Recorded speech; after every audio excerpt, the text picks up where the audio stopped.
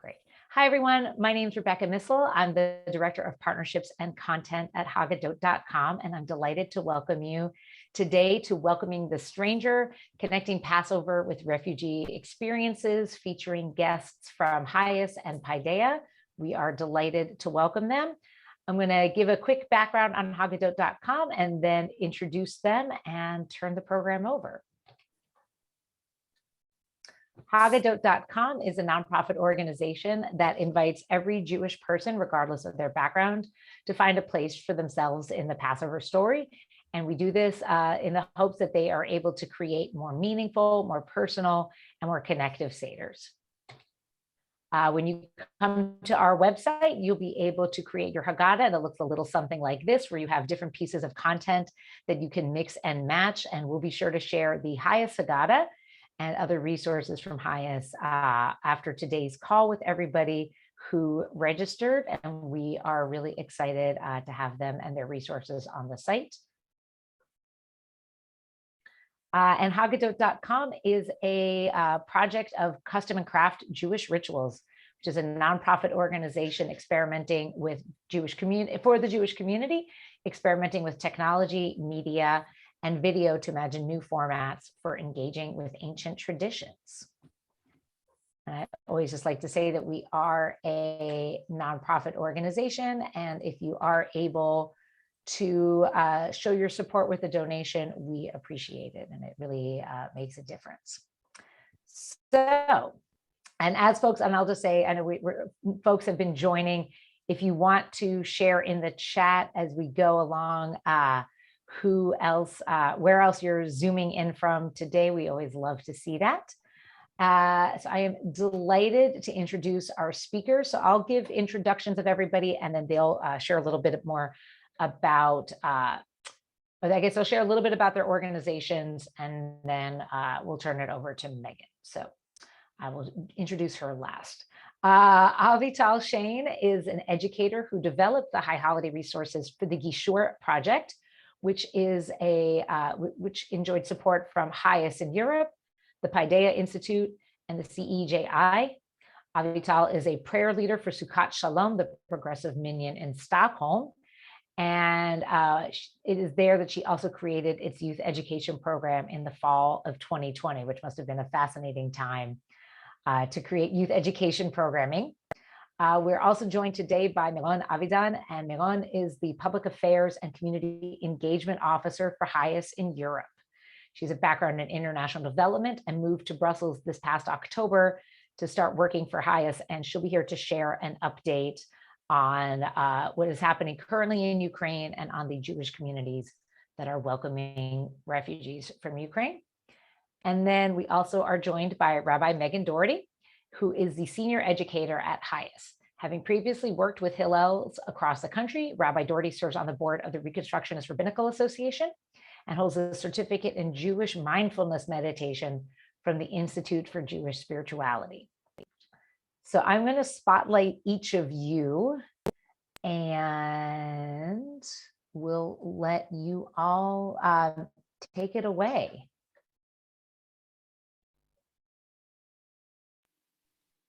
All right, I think I'm up first.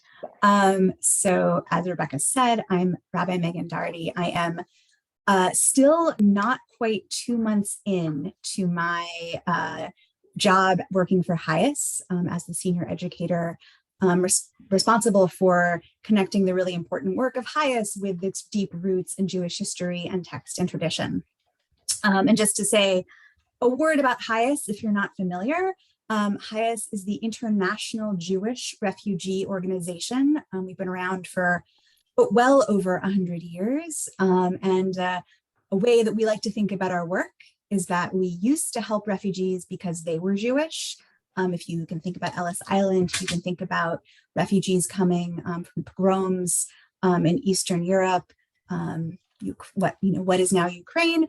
Those are the refugees we used to help and are helping again now. And but now we help refugees because we are Jewish, that we operate in 16 countries around the globe and helping displaced people and migrants and refugees at the US border, in Eastern Europe, and around the world. So that's who we are. And we have this fabulous resource called the HIAS Haggadah, which is a haggadah for Pesach. So you can go through the HIAS Haggadah and it will take you through all the steps of your seder that you need. I was thinking about it that at Passover, we celebrate this liberation from Egypt, our liberation story. But we have like 40 years of wandering in the desert after that. But on Passover itself, we don't spend much time thinking about how hard the moments after leaving are, right? What it's like to actually have left an oppressive state and be a refugee. And I think the HIAS Haggadah connects the stories of refugees in our world today with that experience, with different moments in all the ritual steps of the seder to what is the lived experience of refugees today. So you're welcome and invited and encouraged to use the Haggadah as a whole thing. And if you have a Haggadah you like, if you're already connected and know what you're doing, but you want to make some connections to refugee stories within your seder, I've got a couple examples of things that are easy to pull out and just add. So I'm gonna, share my screen. You'd think I'd be good at this after 2 years. So I'm gonna share my screen and show a couple of those. And Rebecca, oh, thank you also, Rebecca, that in the haggadot.com website, it's really easy to take other pieces and like expand different haggadots and make it your own. Thank you. I don't think I knew that about haggadot.com. That's very cool. Okay, so the first resource that's in the Haggadah that I want to share. I'm not sure we're seeing your screen. Oh, wait, I'm not sharing it. Oh, okay. How about now? Great. How about now? Coming up. Fabulous. Okay, let's see. Is it going to let me move my screen around? Oh, there we go. Okay, sorry. Okay, so on pages 12 and 13 in the HIAS Haggadah, we have this reading for Dayenu, right? Dayenu is a song we sang that it would have been enough. Every step along the way would have been enough for us as we were leaving Egypt and coming to Mount Sinai and coming to our promised land. And so there's a reading to really think about what is enough for us and what does it mean to leave, when we're leaving somewhere, what is enough? And then we connect it with images and stories of refugees in the world today who have each talk about the thing that would have been enough for them, that gave them, the thing that they were holding on to in their refugee story. So, and there's 2 pages of images and stories. And so I think that is a really beautiful contained piece to add into your own seder if you'd like to. And then the other piece I want to share, I'll just stop sharing and go back to sharing so I don't have to make all your eyes hurt with scrolling really fast, is a piece for the blessing after the meal. I know that in many families, the blessing after the meal isn't a thing. I know when I was growing up, it definitely wasn't a thing at our seders, but I love it as a way to sort of mark the transition between dinner and what comes after dinner. And even if you don't do a lot of singing after your seder, it's like a lovely way to sort of gather people together. And so I want to point you all to, this is on page 22 in the HIAS Haggadah. We have a short alternative blessing. One minute, I'll share my screen again.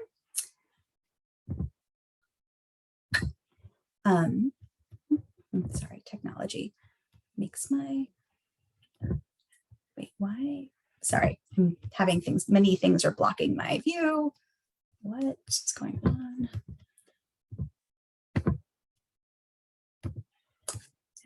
Oh, I see what's going on. My apologies for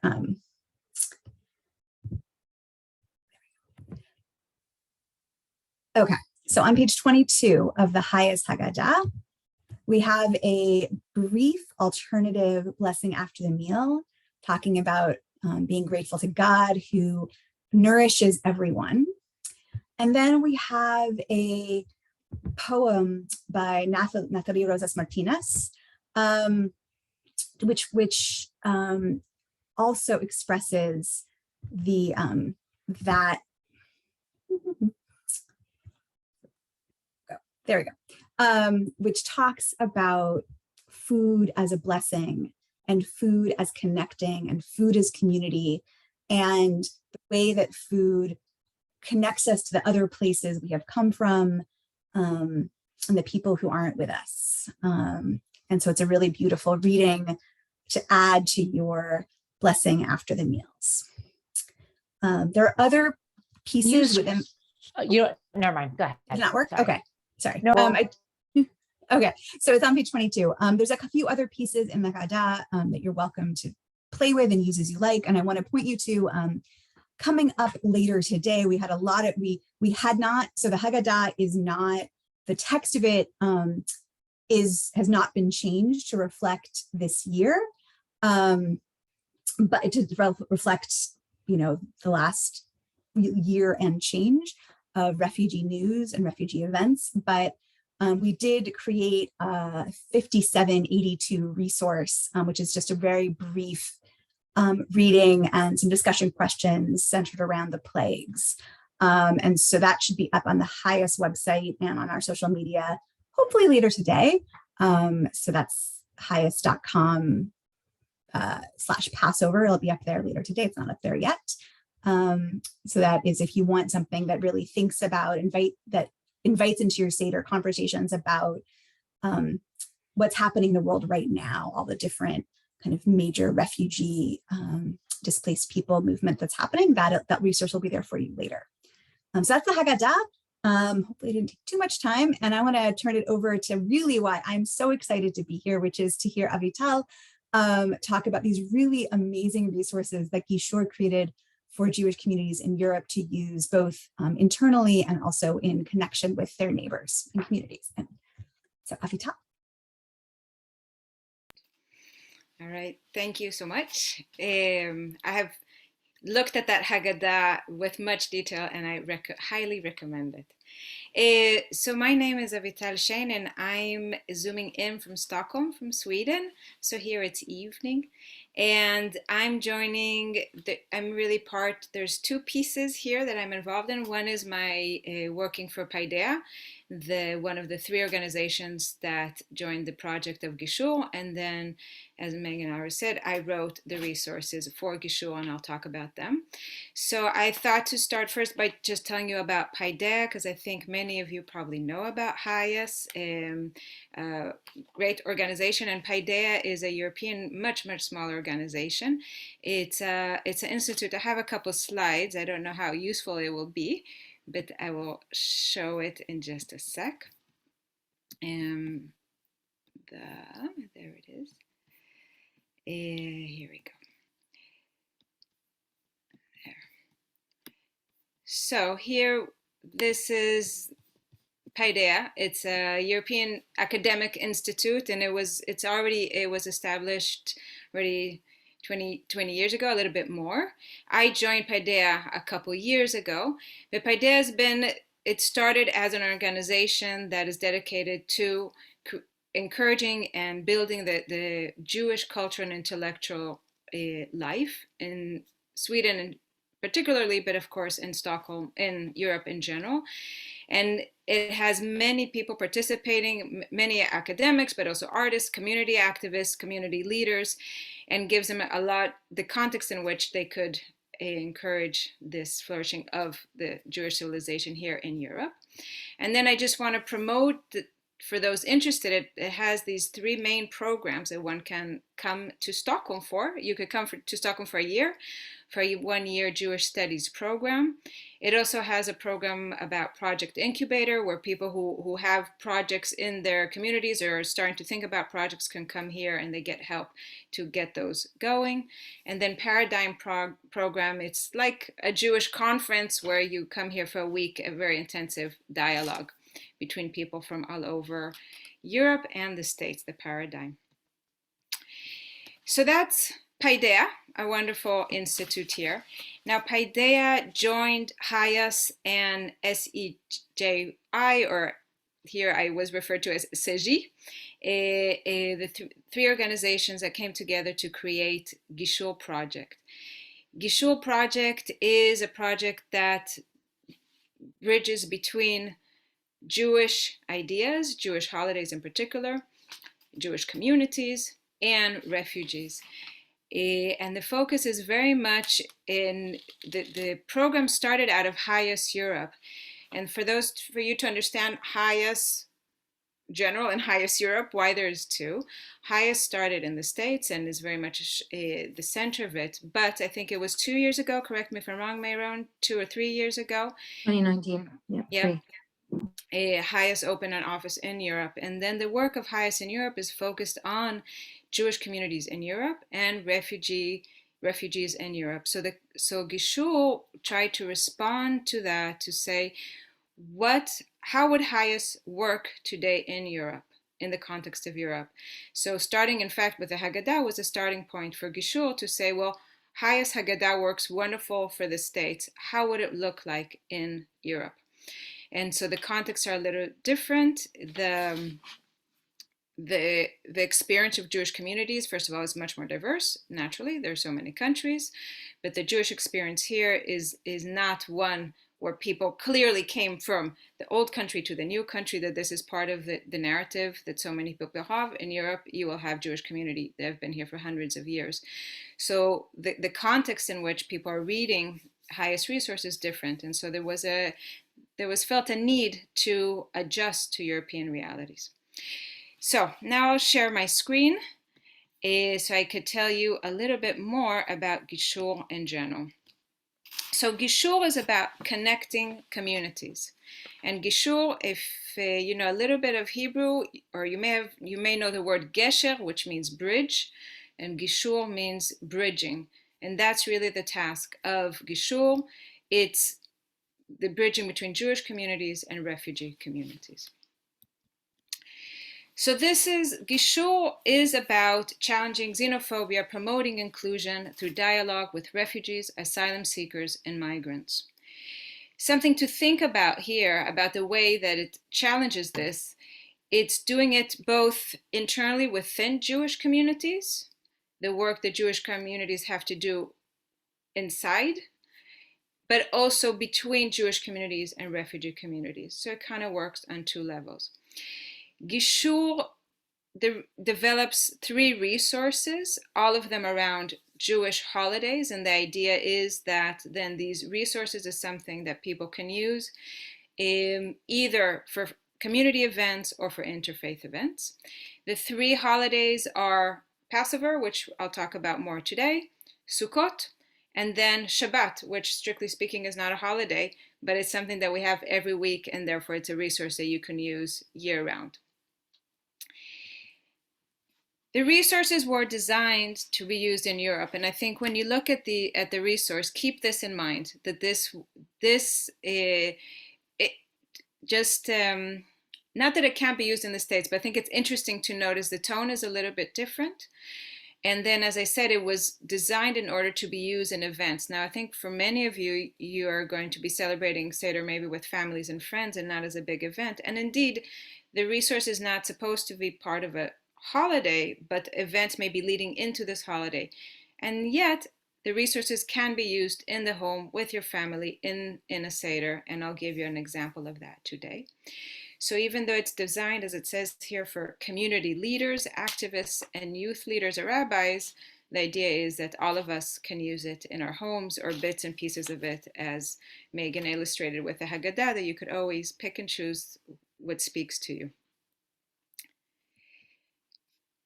So I'd like to then, and I don't have a good way to keep track of time, so let me just quickly. You're doing great. You've got plenty of time. Okay. We are ahead of schedule. I don't have a clock. There, I have it. So what I thought to do today is to focus on the Passover resource, and that's already up and published. The Shabbat one is also up and published, and the Sukkot is around the corner, will be published in a week or two. You'll see that. But the Passover one is the one we'll focus on today. So this is a screenshot of the contents page of the resource, and I just want to talk you through the whole resource because of course I won't have time to talk about all of it, but just so you know what's there for you to use. The beginning starts with various introductions, but as you can see, it goes into 4 activities. The first activity is not specific to Passover, but I highly recommend it. It's for something to start an event or to start a family meal or a gathering. And the activity there, it's a little bit like an icebreaker, but it's an icebreaker that has to do with telling our stories and telling about our journeys and where we came from. So activity 1 is non-Passover, but it's a way to anchor the people that you're talking to and discussing so that there is a common ground to begin with. Then there's 3 activities that are specific to Passover. Activity number 2 about otherness and empathy is a chevruta activity. It's with text. It gives you 3 or 4 texts that you could discuss. And again, you could pull one of those texts and use them. The second one about Pesach, activity number 3, is making a matzah with others, but there's a lot of discussion about the meaning of matzah and the tension between seeing it as a symbol of liberation, what we ate when we were on our way out to freedom, but also seeing matzah as a symbol of affliction of the food that we eat under duress. So the activity could be used either hands-on, making matzah, or just a discussion about the issues. And the last activity is the one I wanted to illustrate for you today, how it would work and maybe to give you some ideas for how you could use it in your seder this year. The appendices can be helpful. The pedagogical tools are really for how to have a big event. If you're planning an interfaith event, if there are refugees in your community or you'd like to reach out to refugee communities and create an interfaith event, even an event that is within your Jewish community or in your neighborhood, you could look at that, but it's geared more towards event planning perhaps. Then there's a Passover information sheet. If you have any guests that this is their first time celebrating Passover, maybe because they're non-Jewish refugees, or maybe just friends that you're welcoming them for the first time, it's a quick sheet with all the main points that you could have as a handout. And then there's an information sheet that is very much in the spirits of a lot of the HIAS materials that you may have seen about information about refugees, focused in Europe a little bit more, but also world round. And that could also be worked as a handout if you wanted to use it during your seder. I'm used to asking if you have questions, but I guess save your questions and I'll answer at the end. Okay, so this is the activity I thought that I could illustrate for you today, or that we could look into what is going on with it. It's called Re-Envisioning the Passover Plate. And the key idea here, and it always tells you how long it's planned for and what the key idea is, so you could anchor yourself when you're talking about it, expanding the food symbolism for liberation and oppression. And what you notice here is 3 words: food symbolism, what is food symbolism? And then liberation and oppression as 2 words in tension with one another. And you can either focus on the liberation part or focus on the oppression part. And Passover is fantastic, and I think in constantly playing with this tension between these 2 concepts. So this activity, like all the activities in the resource, will tell you what the goals are. This is not something you need to share with your participants, but it's something maybe for you to have in the back of your head as you're coming into why am I doing this activity? The activity aims to engage with the symbolism of the Passover plate by re-envisioning the plate with new and alternate symbols for liberation and oppression. So it is about the Passover plate. So you could start your seder by looking at the Passover plate and looking at the traditional symbolic food that is there. And the activity is going to be to re-envision it. What would we add to that Passover plate? Or maybe you could discuss about what to take away.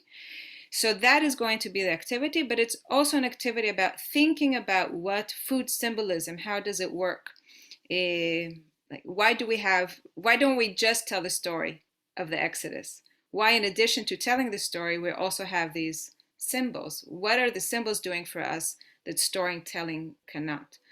So the activity highlights food symbolism as a tool for memory and for reenactment of sorts. The second goal is to reflect on the experiences of displacement while contrasting these with the experience of liberation. And this is what I was talking about, that oppression and liberation, displacement and liberation, that they're in tension with one another, and to talk about both those experiences. The third goal, to raise awareness of the contemporary experiences of displacement through already existing symbols in Jewish traditions, and specifically those on the Passover plate. So here the idea is that you want to raise awareness of what's going on right now, today, with refugees here in Europe, all around the world, but we feel it very acutely, the war in Ukraine and the 4 million refugees that are already coming out of Ukraine into Europe, to raise awareness about that, not to forget it. But also then we have rich resources in our Jewish traditions that we can use to talk about that we could engage with it through the lens of our Jewish traditions.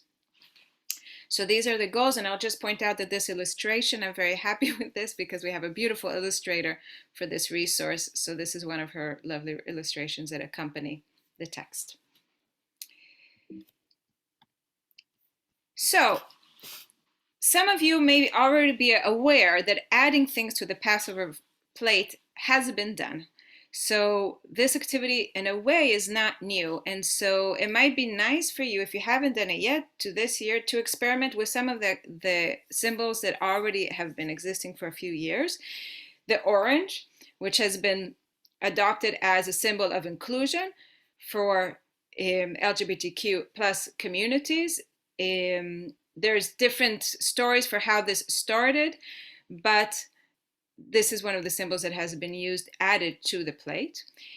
Beet is sometimes used for those vegetarian among us who don't want to use a shank bone on your plate. I just saw, I think it was EUPJ, the European Union of Progressive Judaism, just came out with an encouragement to use beet on the Passover plate in recognition of Ukraine. I think the connection was with borscht a little bit. So I think you could take beet in either way, but I thought that was a nice way to make us aware of what's going on. Then I've seen the idea of adding chocolate to the plate to talk about fair trade movements and talking about economic inequalities and environmental inequalities or environmental effects that then have economic inequalities. When it comes to Gishur as a project that has to do with refugees, the idea then is inspired by one of the quotes in the resource. So on Passover, as we recount the story of the Israelites' exodus from Egypt, we must also recount the similar experiences of immigrants and refugees today. So here the idea is adding to the Passover plate, what would we add that would speak to these experiences? Now we know that in Egypt there is, the story of Egypt is the one of exodus, of leaving, of displacement. There's also the story of being a foreigner in Egypt and knowing what it's like to be a foreigner in a country. Then there is the displacement of being in the desert for years. And so we're trying to connect with these old memories. The question is, none of us have been in Egypt, so what can we use? What our experiences can we use? And so this activity encourages you to think about, to try to imagine experiences of immigrants and refugees, perhaps not the ones from Egypt, but today. What perhaps we could take the war in Ukraine that is on our mind. What is that experience like, and how can we bring the symbolism of that into our Passover plates? So I thought we could do an activity for a couple of minutes with this task, with this assignment. I've been now in Europe long enough that we don't say assignment, we say task because it's more British. So what I would like to encourage you to do for about 3, 4, 5 minutes, we'll see how long it takes. Think about different food items that might serve as symbols for liberation, or symbols of displacement, or symbols of refugee experience. So perhaps from things that you've been reading on the news, or from people that you've talked to in your community, or perhaps your own family experiences, what would work as something we would add to the Passover plate? And I thought that instead of opening it up, we could add it to the chat. And I could stop sharing briefly. Hopefully everyone understood the task. So we could more or less see each other as we're sharing. I'll go ahead. Sorry, go ahead. Nope. Yeah, what would you add to the plate? And I would also encourage you, if you could think of food items, great. If you hit a wall or you want to add some more, because I think we could have, the more ideas, the better. You could also think about objects. Of course, it has to fit on a plate, but I think you could let yourself be creative, and we could solve the practical ideas of how to get it on the plate later. So go ahead and share through, think for a moment and then share through the chat.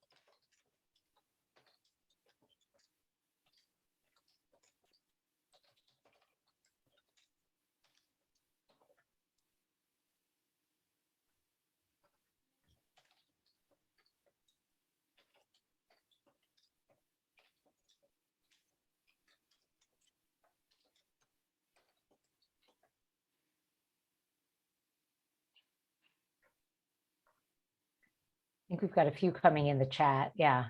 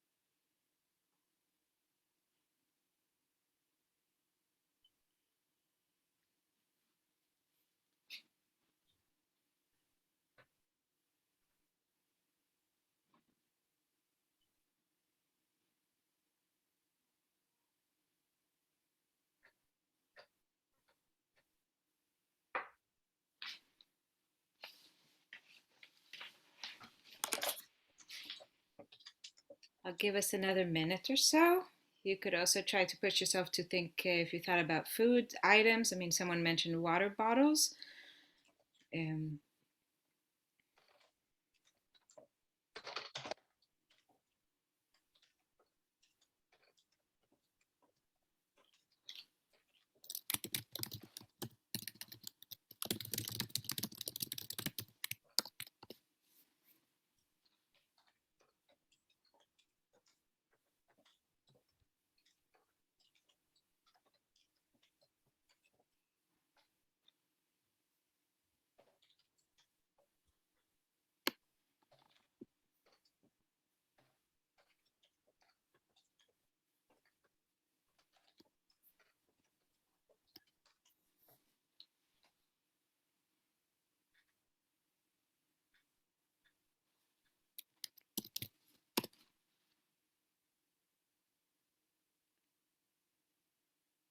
Are there any, I like these ideas of the foods that travel, foods that themselves have been migrants in a way is really interesting, or perhaps foods that are easy to take with us. Are there any food from Passover that would work, that you would overemphasize perhaps? That we already have some symbols or an object?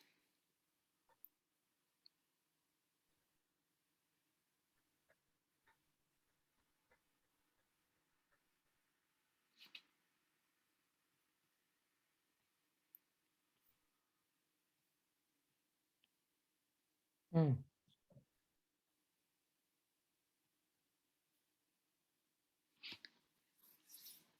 All right, well, you could continue writing. I don't want to close the chat. These are all interesting ideas, and I think as we can see, people have already done this work. Other people have had ideas. I've heard that they use bananas. I've heard that they use garlic. I think for your seder, you could engage your participants, the people who are sitting around the table, to talk. Why garlic or why banana? What is successful about it or not successful? I think at some point, Meiron, when we were talking about the resources, you told me that you've heard about using a key. And that has really stayed in my mind, what is the last thing we take when we leave our home with the hopes to come back, and then we may or may not come back. I thought that was very powerful. Or pictures, family pictures, just family of people that we know. So you could really take with your participants, it's not even about what you end up putting on the plate, but just a discussion about it. Now let me briefly then go back to my presentation here. So this is something that could be, and this is something that I find so wonderful about food symbolism. This is why it does something that the story doesn't. The symbols on the Passover plate encourage conversation. That's what they do. You don't eat them, but they get like, why an egg? Why a parsley? Why this? So just to say, why is it there? You start the conversation, and that's very powerful. So what we see then is the symbolism of the Passover plate is an opportunity to show our commitment to values of inclusion and empathy towards refugees. So we could take it as a springboard for us to work with. By adding symbolic food that speaks to the experience of refugees on our Passover plates, we're able to bridge, remember Gishur, that's the project, we're able to bridge between the already existing traditions and ideas of Passover to contemporary experience of refugees. This is what this activity is about, and these ideas in different ways are throughout these resources. So this is what I have prepared for you today, coming out of the Gishur resource, and I hope that you enjoy it, and I'm happy to answer questions later on.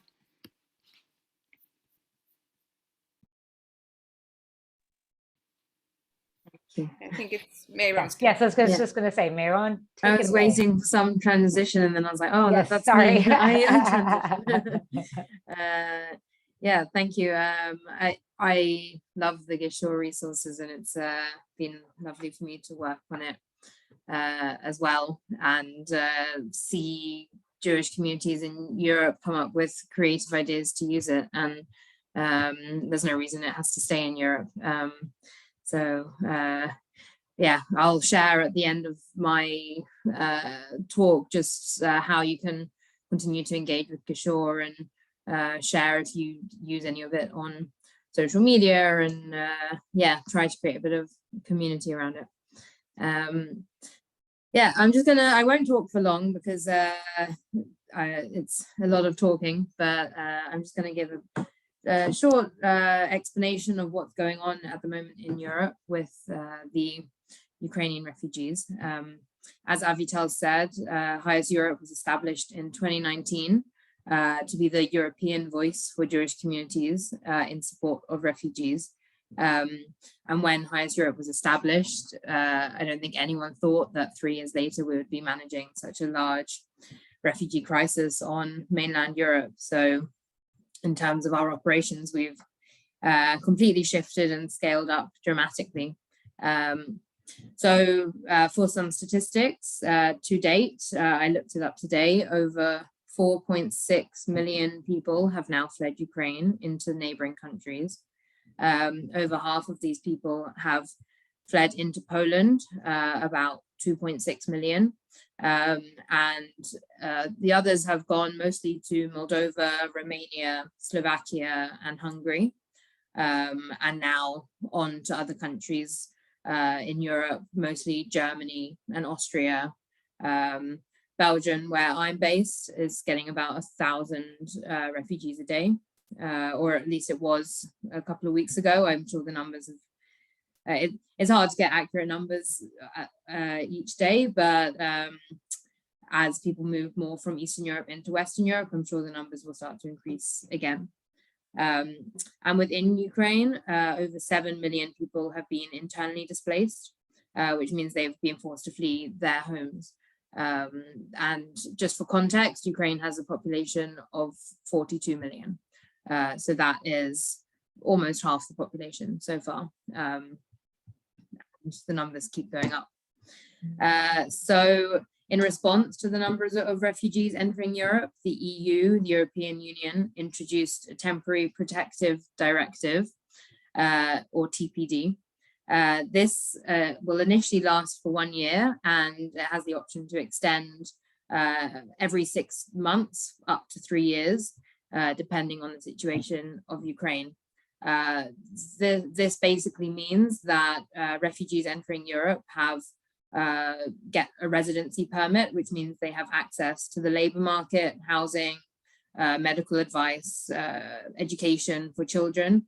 And it basically means that they are bypassing the asylum application process and don't need to apply for asylum to become a registered refugee. And it sort of takes out a lot of the bureaucracy around that and means that they can move freely within the EU. Yeah, it's complicated, so I won't blame you for not necessarily understanding how the TPDs work. It's there's a lot of information on the EU website if anyone is interested. Now, in terms of HIAS, what we're doing, we were the first, HIAS Europe was the first international Jewish organization at HIAS Europe and HIAS to provide financial support to the Jewish communities in Poland and Moldova and Slovakia to respond to the crisis, and we helped them to introduce their initial response.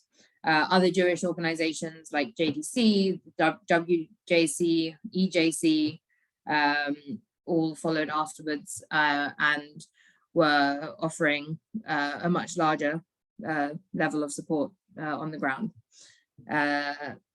Now, initially the support was to provide short-term accommodation and basic food and non-food items to deal with the initial large influx of people coming in. And now we're sort of moving our attention to towards the more long-term solutions of how to handle the situation.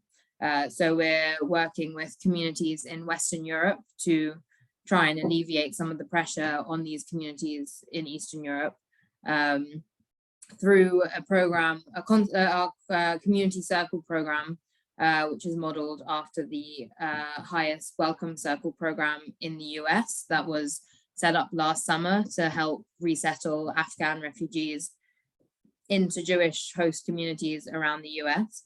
And so just 2 weeks ago, we had a training in Paris where 4 HIAS colleagues from the US came over to teach us and train us in the Welcome Circle program. And so we're really seeing a huge sharing of information and support from HIAS in the US and also other organizations who have more experience in doing this kind of work than we have. Through this program, we plan to refer 100 people for relocation to Western Europe, and it will act initially as a pilot, and then I say if it's successful, hopefully it will be successful, we can then scale up the program. And so, I mean, the EU has 27 member states. And so for the pilot, we're going to focus on 5 countries in Western Europe, and also the 3 or 4 countries in Eastern Europe where we have hired a relocation officer to work within the Jewish communities to help with this matching process and to work out what the needs are on the ground, because from my office in Brussels, it's very hard to actually know what the needs are unless we actually speak to people. So this is all happening obviously around Passover, and so in terms of the Jewish community engagement side of things, we're also supporting a number of Pesach seders in Europe, and also the distribution of haggadot to refugee families in Eastern Europe. And there are Jewish communities that have already welcomed in refugees and are welcoming them into their seders. And so, yeah, it's a time for reflection on for these communities on what we've just been talking about today. What is the symbolism and the meaning of Pesach, and what does it mean to you? And for these communities in Europe that have refugees actually within their communities, it's a whole other type of reflection. How do we welcome in these refugees that are now living with us? What does it mean for us in terms of our responsibilities to protect others, that we now have that we now have refugees coming, and what are the next steps?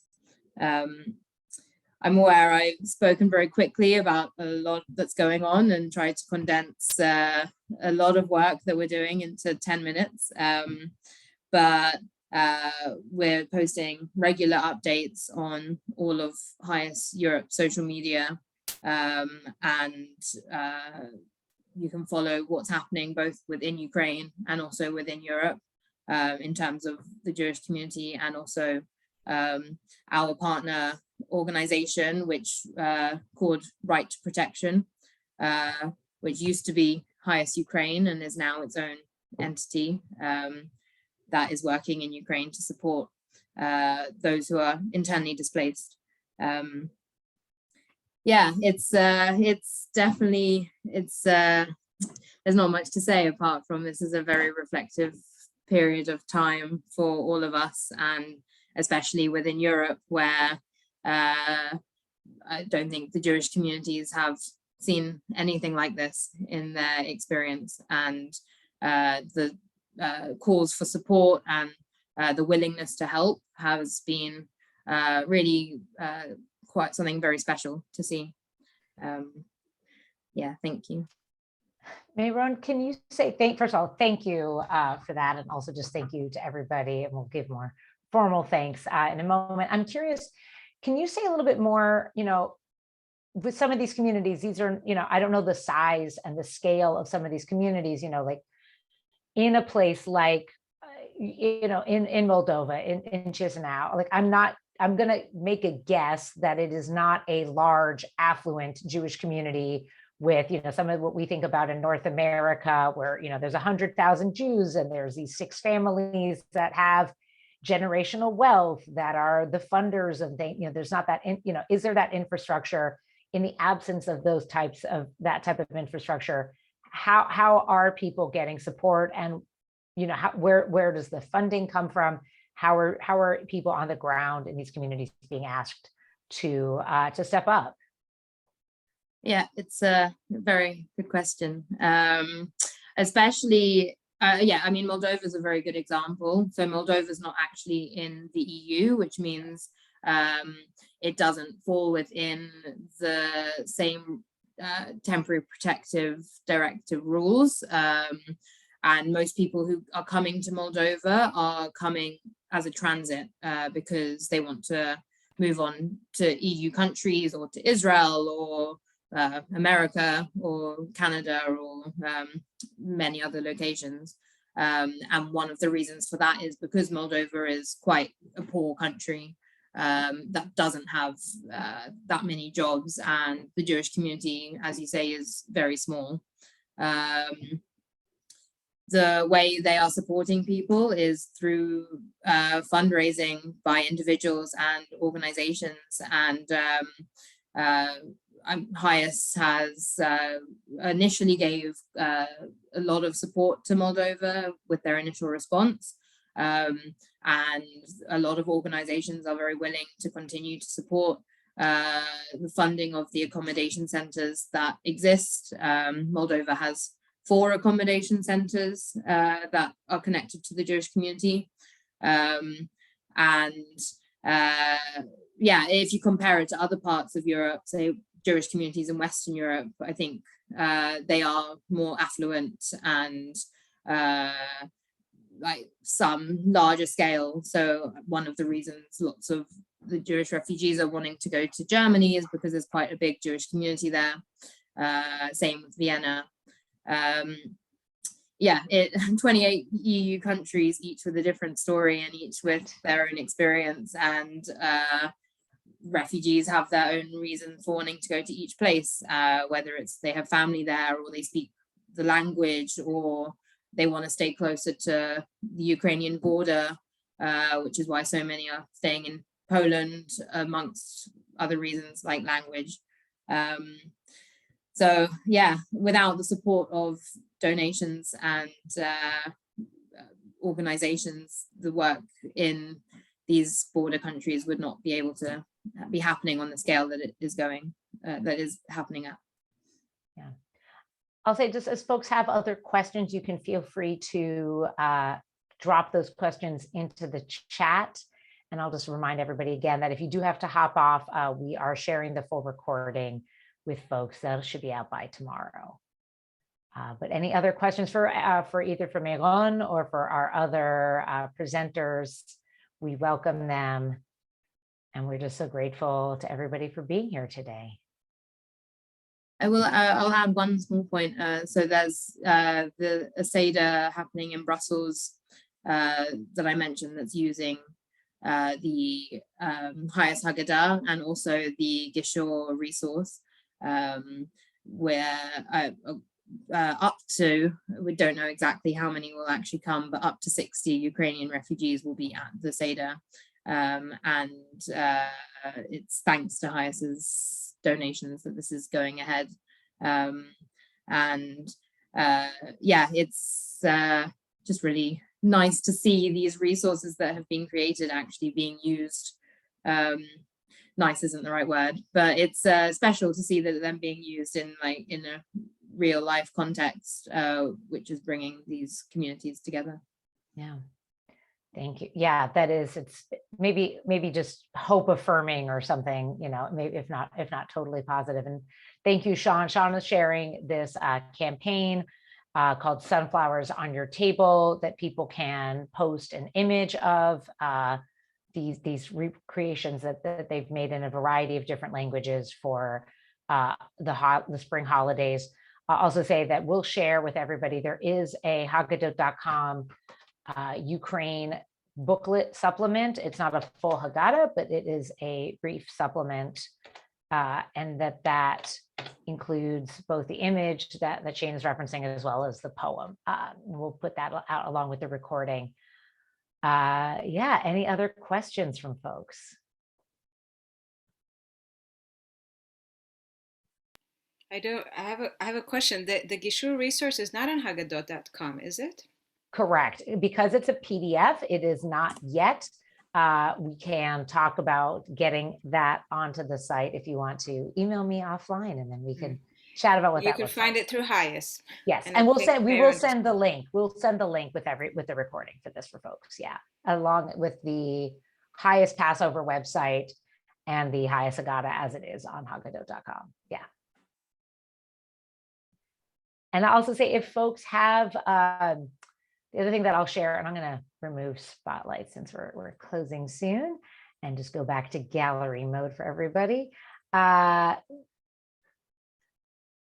Because we will also share along with the recording, just all of our other haggadot.com resources related to this topic. And if anybody here creates something or makes something inspired by today's webinars, you can always email us. I'll put our email in the chat. And you can always share your creations there with us. Rin and myself are always curating new content that's of interest to our users. So we love to see what you create with the site.